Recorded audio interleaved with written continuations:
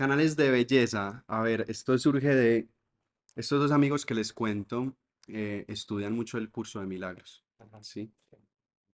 Y el curso de milagros habla de eso, somos perfectos, ya somos perfectos, ¿sí? Es como, no hay nada más que buscar, nos pasamos buscando el momento en que todo esté bien, pero ya tienes todo lo que necesitas para estar bien, solo hace falta que lo aceptes, solo hace falta que lo ames, ¿cierto?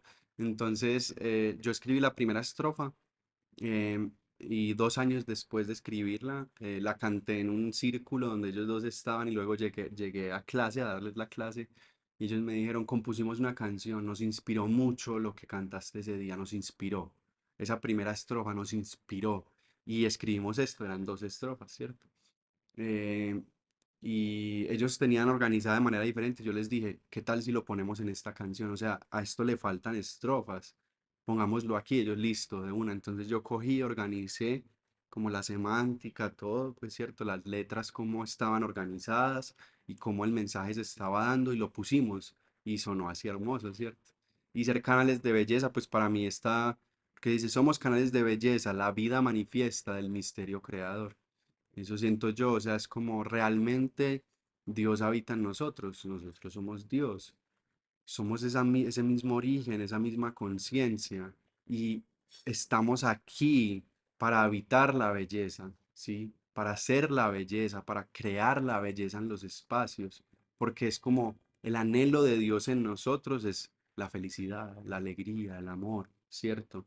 Y la belleza, porque además me parece muy bonita esta palabra de la belleza porque la belleza no conlleva perfección, no conlleva ausencia de dolor, ¿sí? No hay belleza sin silencio, no hay belleza sin sombras en la pintura, ¿sí? No hay belleza sin lo humano, sin el dolor, ¿cierto? Y yo creo que esa es la cualidad humana, porque nosotros como seres humanos tenemos la capacidad y la posibilidad de hacer que todo lo que nos pasa sea hermoso. Y eso es lo que a mí me encanta también del arte y de la música en general, es lo que hago, es cierto, a mí las cosas que me pasan, mi mejor terapia es sentarme y componer una canción. Mm. Porque cuando ese es el acto de la alquimia, ¿cierto? Alquimia sonora, la alquimia musical que yo genero es que cuando hay una cosa que es compleja, por ejemplo la tristeza, hay algo que me genera mucha tristeza. La tristeza es compleja porque cuando uno está triste es una emoción difícil de sacar, ¿cierto? Y sobre todo cuando hay situaciones muy complejas, es difícil no pensar en eso. Cuando hay un duelo profundo, cosas así muy humanas, es difícil dejar de pensar en esa persona que se alejó, es difícil dejar de pensar en la herida, ¿cierto? Entonces, socializar se hace muy complejo, porque vas a socializar y estás triste, no quieres hablar de otro tema que no sea ese, pero hay mucha gente que no conoces. Entonces te tienes que reprimir y eso conlleva una cierta disposición energética, o sea, tienes que respirar o te quedas en tu casa y no sales, pero tienes que salir porque si no es complejo, puedes deprimirte, ¿cierto? Entonces, mi estrategia, lo que yo hago es que yo habito mi emoción y la habito con toda, porque ese es mi oficio es habitarme. Y cuando yo me habito en un momento, vuelvo eso a una canción. Y eso me permite llegar a un espacio y no tener que ignorar mi tristeza, porque la puedo cantar. Oh, Y cuando la canto, es hermoso. oh, claro. Sí, La entonces, belleza detrás de Qué lindo, claro, la atravesás y la usás a tu favor y la canalizás. Runa, mencionaste cuando hablábamos un poco de tu proceso, de tu etapa también de rebeldía con el tema de Dios. Hablemos un poquito de Dios, de, no sé, entiendo que, como bueno, estuviste en un colegio católico, pero ya en su momento decías, yo no creo en Dios o no creo en ese Dios. Comentanos si querés cómo fue que en tu proceso también fuiste cambiando la percepción de Dios, porque claramente ahora lo hablas, que el Dios habita dentro nuestro. sí. Pues a ver, yo parto del hecho de que algo que a mí me tocó mucho de estudiar en un colegio cristiano fue Jesús, ¿cierto? Porque siempre nos enseñan mucho de Jesús. En general en nuestras culturas siempre Jesús está muy presente. Y a mí me encantaba. O sea, cuando yo estaba ponle en quinto, eso yo podría tener 10 años. Yo recuerdo que a mí el profesor, o sea, era el mejor en religión, porque el profesor decía, escriban qué les ha enseñado Jesús. Y yo decía, wow, sí. porque yo decía, Jesús, o sea, qué bueno que a mí me enseñan esto, porque me parece que él era una buena persona, él estaba en lo correcto, era amoroso, y yo decía, es que así es como deberíamos ser, entonces me encantaba, porque yo me acuerdo que yo escribía, a mí lo que me enseñó Jesús, yo recuerdo muy bien que saqué un 5 por eso, porque yo escribí, lo que a mí me enseñó, sí, un 5 es el top, sí, el 5 es el top, aquí pues al menos en mi colegio era el top. Saqué un 5 porque yo escribí, a mí lo que me enseñó Jesús es a creer en mí, porque él nació sintiéndose el Hijo de Dios y nunca lo ocultó. Tuvo la capacidad de decirle al mundo que era el Hijo de Dios. Y eso es lo que a mí me ha enseñado Jesús, que lo que yo siento en mi corazón, tengo que ser firme con eso y tengo que ser capaz de pararme y decir, esto soy. ¿Sí? Y entonces eso escribí yo como a los 10 11 años, ¿cierto? Y entonces ya cuando a medida que fui creciendo, a mí me pareció muy contradictorio, ¿sí? Porque yo hacía eso, pero cuando lo hacía, me trataban igual que a Jesús, ¿o cierto? Como, no, no, es que así no es que no puedes, que tienes que conductarte y es como, pero ¿cómo así? Ustedes me están enseñando de Jesús, miren lo que hizo Jesús y yo estoy como siguiendo la enseñanza.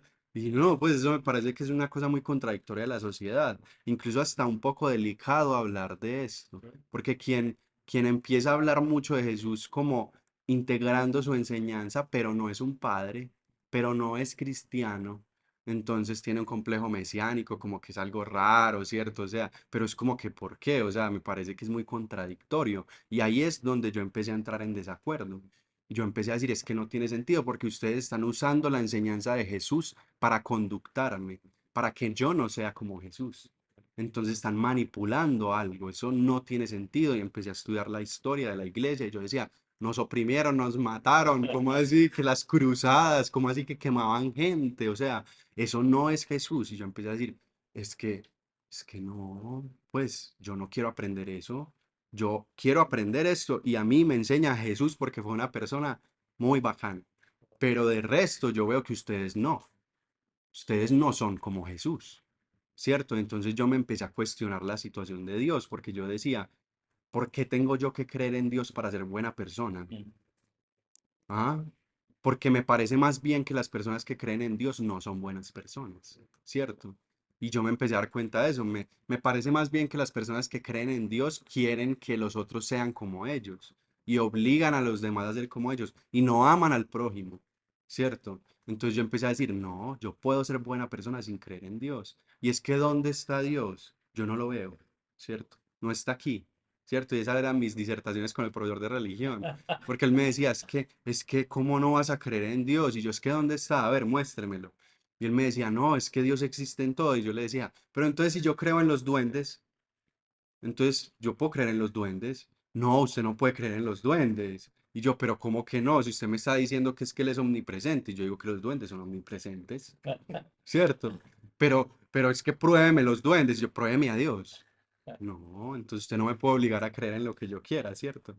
Pero de alguna manera, claro, yo empecé a entender, además empecé a estudiar el ateísmo, porque también como que siempre he tenido, me gusta estudiar las cosas, entonces como que yo decía, soy ateo, pero después como que alguien me dijo, usted no es ateo, usted es agnóstico. Y yo, ¿qué? Entonces me fui y estudié y yo, ah, sí, yo no soy ateo, soy agnóstico. ¿Qué sería agnóstico? O sea, agnóstico es que no practica una religión, Ok. ¿cierto? Es que no piensa en el dogma. El agnóstico no tiene un dogma, eso es. O sea, no cree en el dogma, ¿sí? Simplemente cree en la vida. O sea, y no necesariamente llama a Dios Dios, porque eso era lo que yo le decía. Es que yo no creo en Dios, yo creo en la vida. La vida es lo que yo puedo ver, la vida está viva, la vida está frente a mis ojos, tú estás frente a mí, y por eso yo creo en ti. Y para mí ahí habita lo que tú llamas Dios, porque eso es la vida, y para mí la vida es la madre, la vida es la que crea todo, la vida es un suceso, pero ese suceso tiene unas cosas que son hermosas, como unas cosas que uno no, por más que uno cuestione, son así. La vida está viva, la vida tiene una lógica y un sentido.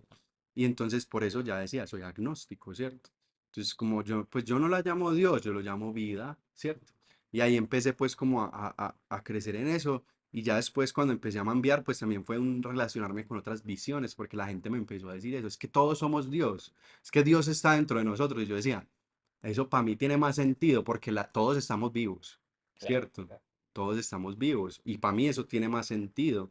Y así tú no creas y así tú pienses esto y así seas una persona terrible, Dios está en ti. Y yo decía, pues sí, es que también como que yo no sé, pues míreme a mí, yo soy lo que soy y al final hay personas que me critican y que me señalan de malo. Entonces también pienso yo para señalar que alguien es malo, no lo sé, ¿no? Yo simplemente estoy aquí viviendo la vida y viendo a ver qué pasa. Entonces ahí me fui relacionando más también como con la idea de Dios de otra manera y fue encontrando como esta otra manera de ver a Dios ya cuando tomé viaje, que fue un momento así de pues morir y llegar al cielo, es encontrarte con lo único que existe, es una conciencia. Yo no me acordaba de mi nombre, no me acordaba de hablar, no sabía hablar, yo no existía nada, de hecho estaba en un vacío infinito y solo había una existencia, ¿sí?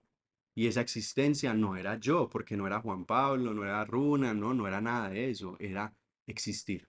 Y ahí fue donde yo dije, esto es Dios. O sea, para mí esto es Dios, es la mera existencia en donde no hay condiciones, en donde no hay nada más, solo una conciencia existiendo.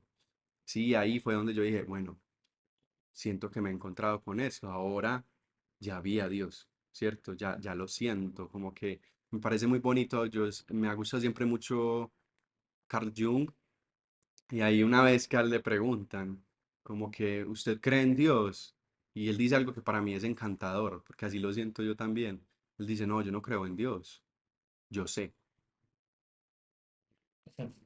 Sí, y eso me parece hermoso, porque él decía, también estudiando a Jung, él decía, no, es que yo no quiero una espiritualidad vana, yo quiero una espiritualidad racional, decía él, ¿cierto? Yo quiero saber las cosas, yo quiero entenderlas, o sea, yo quiero llegar a experimentarlas, no hablar de ellas, ¿sí? Y eso me parece a mí muy bonito. Yo no quiero una espiritualidad racional, mi espiritualidad es funcional, así la determino yo, ¿cierto? Para mí, cada cosa que se hace del espíritu, encender una vela, prender un copal, todo lo que se hace así de manera espiritual tiene una función y es en la medida en que yo me doy cuenta que hace eso, que para mí tiene un sentido y un valor y que deja de ser un dogma, ¿sí? Para tener una función, ¿sí? Y ser funcional y permitirnos algo específico. Y ahí es donde yo siento que ya me encontré con Dios y para mí es una certeza.